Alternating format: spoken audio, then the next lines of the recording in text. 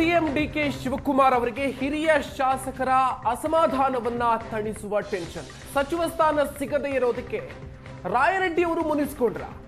Mobile switch off ಮಾಡಿ ವಿದೇಶಕ್ಕೆ ಹಾರಿದ್ರ ರಾಯರೆಡ್ಡಿ.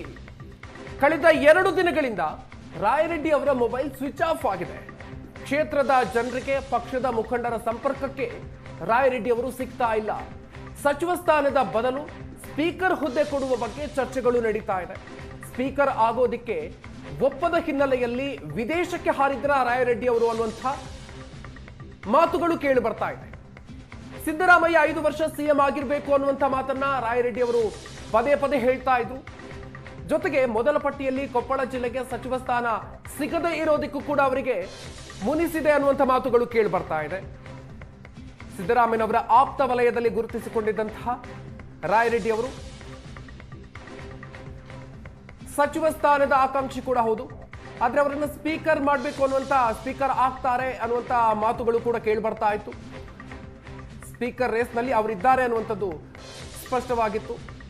ಆದ್ರೆ ಈಗ ಅವರು ಮೊಬೈಲ್ ಸ್ವಿಚ್ ಆಫ್ ಮಾಡಿಕೊಂಡು ವಿದೇಶಕ್ಕೆ ಹೋಗಿದ್ದಾರೆ ಎನ್ನುವಂಥ ಮಾತುಗಳು ಕೇಳಿ ಬರ್ತಾ ಇದೆ.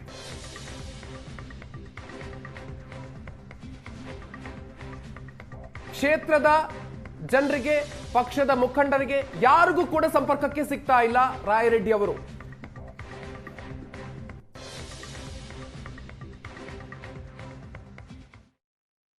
ಸಚಿವ ಸ್ಥಾನ ಸಿಗದೇ ಇರತಕ್ಕಂಥ ಹಿನ್ನೆಲೆಯಲ್ಲಿ ಯಲಬುರ್ಗಾ ಶಾಸಕ ಬಸವರಾಜ ರಾಯರೆಡ್ಡಿ ಅಸಮಾಧಾನಗೊಂಡಿದ್ದಾರೆ. ಹೀಗಾಗಿ ಅವರು ತಮ್ಮ ಫೋನನ್ನು ಸ್ವಿಚ್ ಆಫ್ ಮಾಡಿಕೊಂಡು ವಿದೇಶಕ್ಕೆ ಹೋಗಿದ್ದಾರೆ ಅನ್ನೋ ಮಾತುಗಳು ಇದೀಗ ಕ್ಷೇತ್ರಾದ್ಯಂತ ಹರಿದಾಡ್ತಾ ಇದ್ದು. ಮತ್ತೊಂದು ಕಡೆ ಅವರು ಯಾರೂ ಕೂಡ ಅನೇಕ ಜನರು, ಕ್ಷೇತ್ರದ ಜನರಾಗಿರ್ಬೋದು, ಜೊತೆಗೆ ಕಾಂಗ್ರೆಸ್ ಪಕ್ಷದ ಮುಖಂಡರು ಕೂಡ ಅವ್ರನ್ನ ಸಂಪರ್ಕ ಮಾಡಿದ್ರು ಕೂಡ ಅವರು ಸಂಪರ್ಕಕ್ಕೆ ಸಿಗ್ತಾ ಇಲ್ಲ.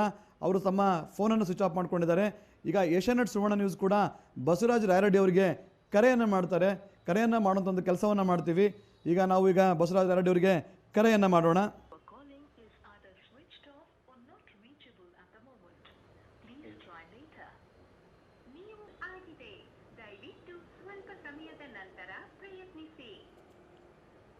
आपके द्वारा डायल किया गया नंबर या अभी स्विच्ड ऑफ है या नेटवर्क क्षेत्र से बाहर है. ನೋಡಿದ್ರಲ್ಲ, ಬಸವರಾಜ ರಾಯರೆಡ್ಡಿ ಅವರ ಫೋನ್ ಸ್ವಿಚ್ ಆಫ್ ಆಗಿರತಕ್ಕಂಥದ್ದು. ಕಳೆದ 2 ದಿನದಿಂದಲೂ ಕೂಡ ನಿರಂತರವಾಗಿ ಕ್ಷೇತ್ರದ ಜನರು, ಮತ್ತೊಂದು ಕಡೆ ಕಾಂಗ್ರೆಸ್ ಪಕ್ಷದ ಮುಖಂಡರು ಕೂಡ ರಾಯರೆಡ್ಡಿ ಅವರ ಸಂಪರ್ಕ ಮಾಡ್ತಾ ಇದ್ರು ಕೂಡ ಅವರು ತಮ್ಮ ಫೋನನ್ನು ಸ್ವಿಚ್ ಆಫ್ ಮಾಡ್ಕೊಂಡಿದ್ದಾರೆ. ಯಾವಾಗ ಫೋನನ್ನು ಆನ್ ಮಾಡ್ತಾರೆ ಅನ್ನೋದು ಕೂಡ ಎಲ್ಲರೂ ಕೂಡ ಜಾತಕ ಪಕ್ಷಿಯಂತೆ ಕಾಯ್ತಾ ಇದ್ದಾರೆ.